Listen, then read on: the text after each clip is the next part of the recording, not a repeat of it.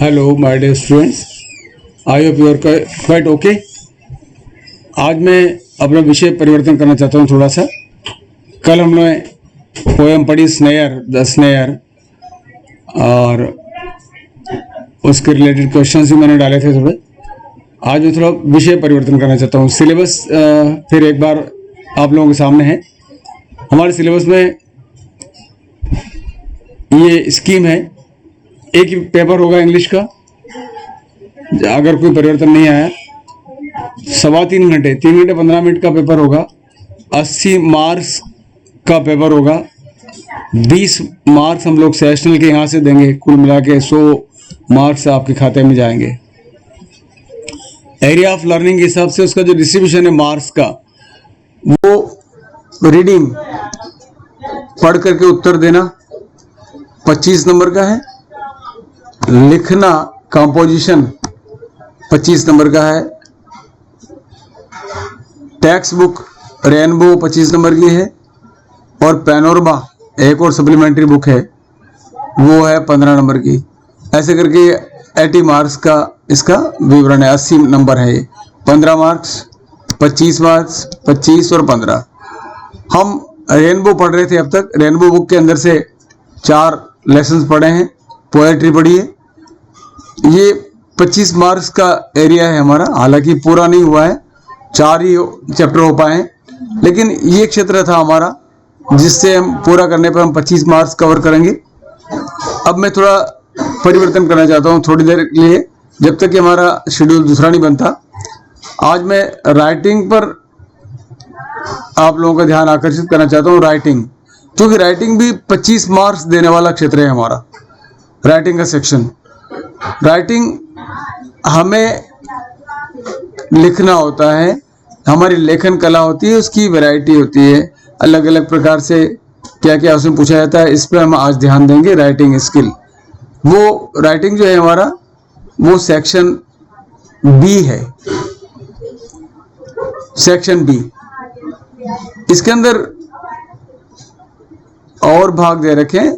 Writing में हमें क्या क्या चीजें पूछी जाएगी, लेखन किस किस का हमसे लिखाया जाएगा। Number 1 out of 2 short compositions. 2 छोटे कंपोजिशंस हैं, उनमें से कोई एक करना है। 50 वर्ड्स की उसकी सीमा है और हमें 4 नंबर दिलाएगी, 4 मार्क्स दिलाएगी। ये 25 नंबर का डिस्ट्रीब्यूशन है। इस 4 नंबर के लिए हमें क्या करना है? 1 आउट ऑफ 2 शॉर्ट कंपोजिशन, 2 में से एक लिखना है। और वो जो कंपोजिशन लिखना है वो क्या चीज होगी? उसके अंदर होगा राइटिंग एडवर्टाइजमेंट, या तो आएगा एडवर्टाइजमेंट, या आएगा नोटिस, या आएगा पोस्टर बनाना। किस विषय पर पोस्टर? सामाजिक वर्तमान कोई समस्या, करंट टॉपिक, ज्वलंत विषय, जैसे अभी कोरोना चल रहा है, ये राष्ट्रीय समस्याएं, या डिस्क्रिप्शन ऑफ आर्गुमेंट्स फॉर और अगेंस्ट। कोई एक तर्क है, उसके विरोध में बोलना या उसके लिए बोलना, इसको बोलते तर्क वितर्क करना या विवाद करना। Topic accepting and declining invitations, या कोई ऐसा विषय है जिसके अंदर हमें इन्विटेशन मिला, निमंत्रण मिला, उस निमंत्रण को स्वीकार करें या हम उसको मना करें। ये भी एक प्रकार का राइटिंग होता है। निमंत्रण मिला हमें उसको स्वीकार करना है, उसको धन्यवाद देना है कि हम आएंगे जरूर, तो ये यस कहलाएगा। नहीं आएंगे, डिक्लाइन करेंगे, तो नो कहलाएगा। तो हमें नो करना है उसको या हाँ करना है, इस पर भी आर्गुमेंट, इस पर भी हमें कंपोजिशन लिखा जा सकता है। तो आज जो हम विषय दे रहे हैं, जिस पर हम चर्चा कर रहे हैं, वो है राइटिंग स्किल। इन 5 विषय में से किसी एक पर हमें अच्छी पकड़ होना चाहिए, जो हमें अच्छा लगे उसको हमें पकड़ना है। आज मैं नोटिस पर ध्यान दे रहा हूं। नोटिस लिखना है हमें।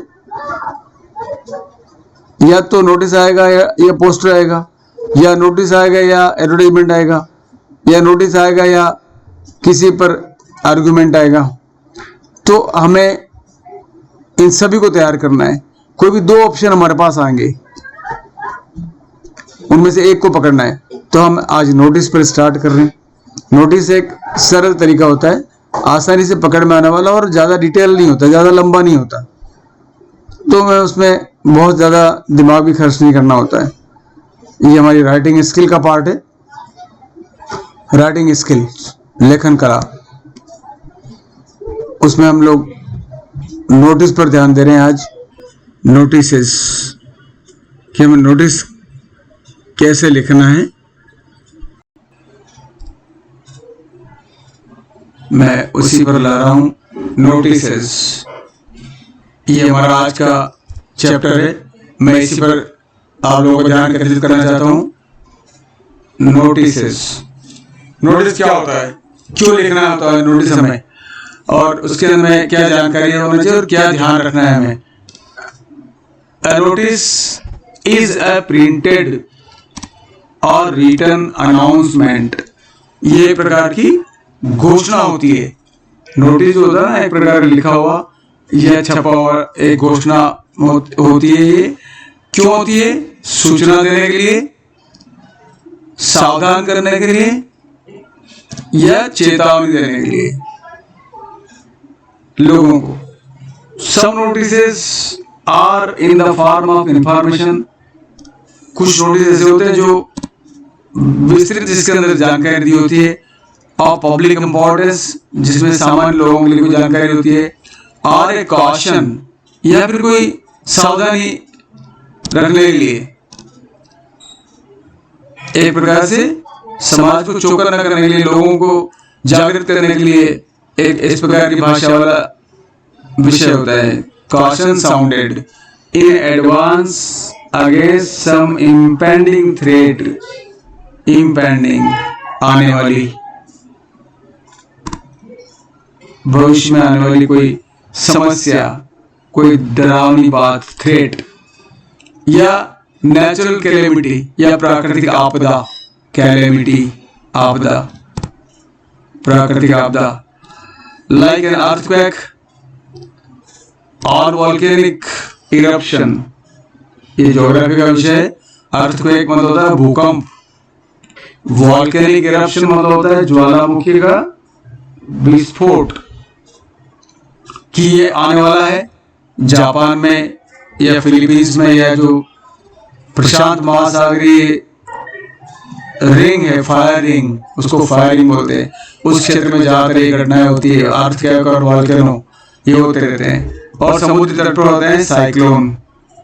अमेरिका के तटों पर कई बार साइक्लोन आते हैं। हमारे भी उड़ीसा, आंध्रा के तट पर या केरल के तट पर ज्यादातर साइक्लोन आते हैं, चक्रवाती तूफान, और वो हजारों लोगों को मौत के मुंह में सुला देते हैं, मौत की नींद सुला देते हैं। तो उनकी सूचना, एडवांस सूचना देने के लिए नोटिस होते हैं कि आने वाले समय में इस प्रकार की घटना होने वाली, सब लोग सतर्क रहें, या समुद्र में नहीं जाएं, मछुआरा समुद्र में नहीं जाएं, और समुद्र तट खाली कर दें, दूर चले जाएं। इस प्रकार से, ये जहाँ पर वॉल्केनो का वो होने वाला है, इरप्शन, विस्फोट होने वाला है ज्वालामुखी का, वहां से दूर चले जाएं। ऐसी चीजें होती है। ये एक सामान्य पब्लिक सूचना की होती है। These notices are used to inform a particular section of society। ये एक समाज के विशेष तबके के लिए होती है, या फिर पीपुल एट लार्ज, या बहुत बड़ा क्षेत्र भी अगर उससे प्रभावित होने वाला होता है तो उसके लिए भी होती है। Printed notices generally appear in newspapers.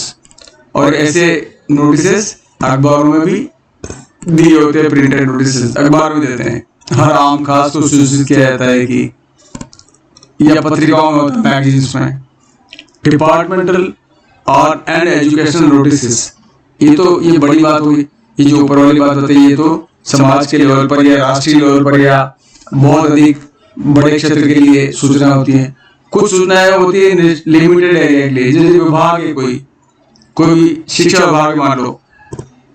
And educational notices, ये तो शिक्षा विभाग नोटिस हो तो भी आते हैं अखबारों में। जैसे अभी कोरोना वायरस की समस्या होने के बाद में हमारी बोर्ड की परीक्षाएं स्थगित कर दी गई, तब बोर्ड ने अखबारों में इस प्रकार सूचना डाले कि ये परीक्षाएं यहाँ तक हो गई है और बाकी परीक्षाएं स्थगित की जाती है और शेष परीक्षाएं तब होगी क्या नहीं होगी, जो भी सूचना वो बार बार डालते हैं। तो ये डिपार्टमेंटल नोटिस कहलाते हैं।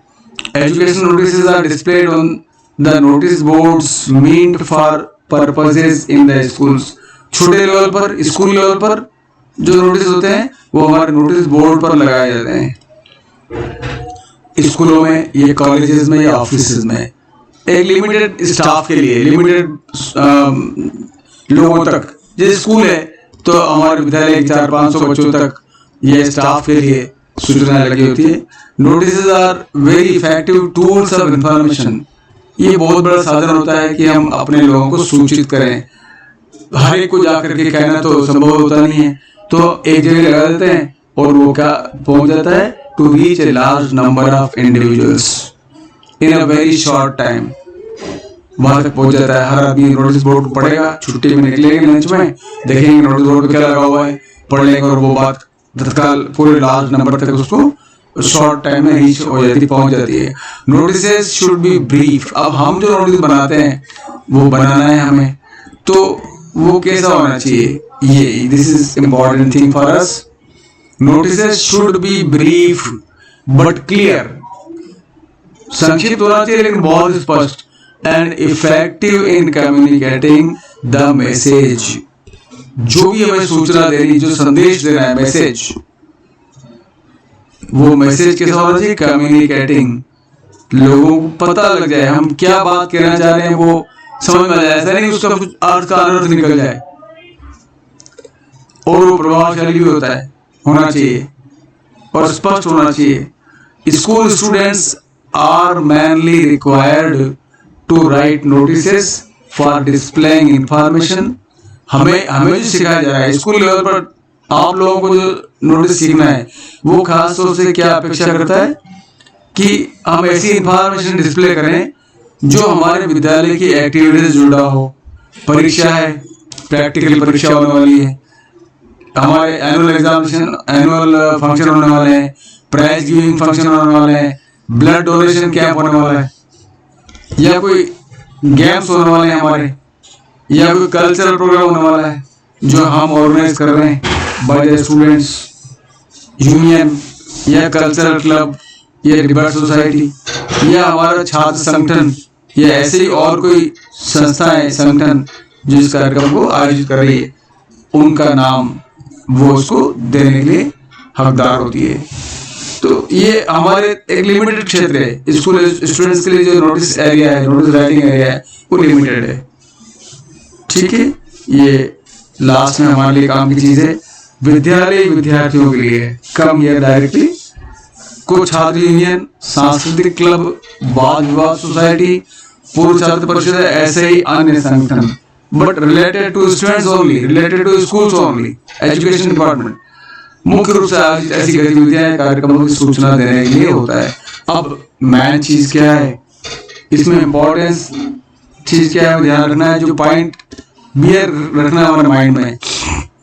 Number 1, notices are written in a simple and formal language. हमेशा उसकी भाषा सिंपल होना चाहिए और फॉर्मल, औपचारिक भाषा, कोई प्रिय वगैरह या प्यारे भाई साहब और प्यारे भैया और ऐसा कुछ नहीं, सीधा ही सूचना दी जाती है कि सारे विद्यार्थियों को सूचित किया जाता है कि this is called formal language. कोई औपचारिकता नहीं, कोई प्रेम प्रदर्शन नहीं, उसको बोलते हैं formal. Number 2, notices for school notice boards are meant to inform students about important activities। क्यों लिखा जाता है नोटिस कि आने वाले समय में कोई महत्वपूर्ण गतिविधि प्रारंभ हो रही है या आयोजित हो रही है, हेल्ड, आयोजित होना। They are in the form of important announcements, और वो महत्वपूर्ण घोषणा होती है कि हमें इसमें भाग लेना है या जो लोग भाग लेना चाहें वो सूचित करें या हमें मिले। फिर these notices or announcements should be to the point and brief। सीमित, एकदम महत्वपूर्ण बिंदुओं को बताने वाला हो, to the point and brief, संक्षिप्त। संक्षिप्त होना चाहिए, शॉर्ट में होना चाहिए। At the same time they should contain all necessary information. लेकिन इसका मतलब ये नहीं कि जो मुख्य बात है, मुख्य सूचना है वो बच जाए, वो होना ही चाहिए। जिसके लिए नोटिस लिखा जा रहा है वो सारी ऑल नेसेसरी इंफॉर्मेशन उसमें इंक्लूड होना चाहिए। फिर एक महत्वपूर्ण बात है the date of displaying the notice. जिस दिन नोटिस जारी कर रहे हो उसकी तारीख अवश्य रूप से clearly written either at the right hand top, दाएं हाथ के टॉप पर होना चाहिए, और बॉटम ऑफ द नोटिस या फिर नोटिस के आखिरी भाग में वहां तारीख होनी चाहिए। Date is very important feature of a notice.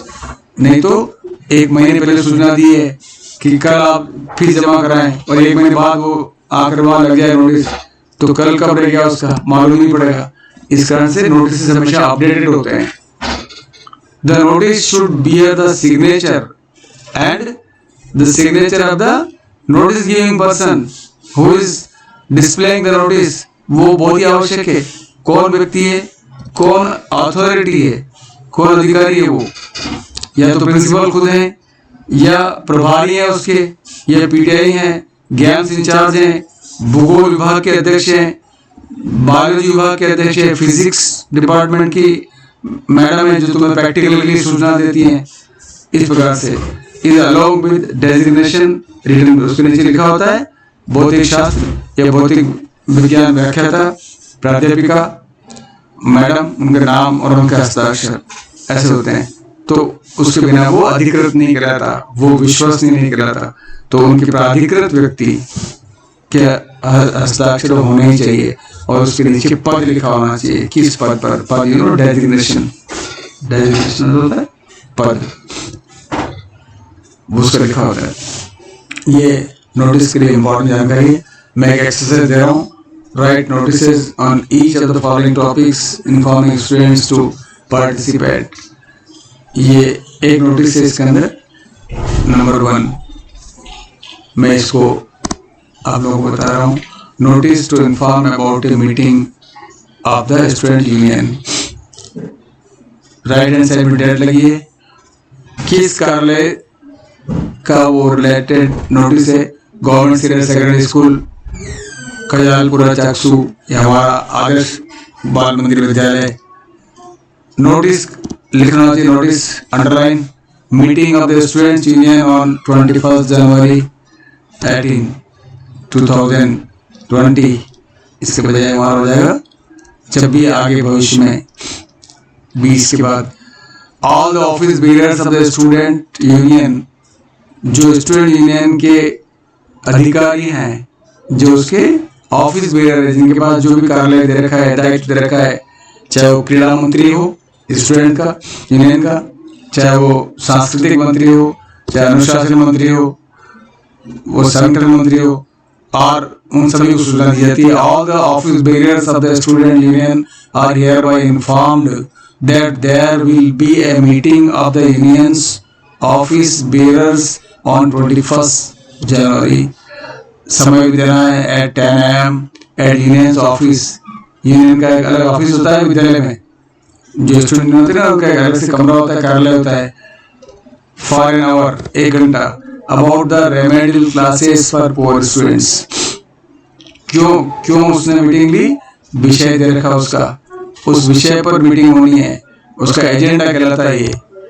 Remedial classes, गरीब लड़कों के लिए रेमेडियल क्लासेस, जिन विषयों में उनको दिक्कत है, जिन विषयों में कमजोरी है, उन पर्टिकुलर विषयों में, हार्ड सब्जेक्ट्स में रेमेडियल क्लासेस के लिए रिक्वेस्ट करने के लिए एक मीटिंग ली जा रही है। और उसको जो कौन आह्वान कर रहा है उसका? Naresh the secretary. Alright, I stop here, continue tomorrow. Till then you copy this notice. एक बार या 2 बार अपने हाथ से लिखें इसको।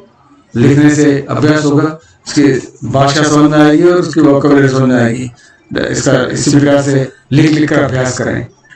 ये स्कूल है, स्कूल में अपना नाम लिख सकते हैं या स्कूल का नाम चेंज कर सकते हैं, डिस्ट्रिक्ट का नाम चेंज कर सकते हैं। डेट तो चेंज करनी है, परिवर्तन करना है इसमें। नाम यहाँ सेक्रेटरी में तुम्हारा नाम आ सकता है, बाकी ये मीटिंग के लिए हो सकता है 21 जनवरी 18, ये भी चेंज करना है। ओके, तो मैं सोचता हूँ उसको फॉलो करोगे। Sufficient for today, all the best, good luck.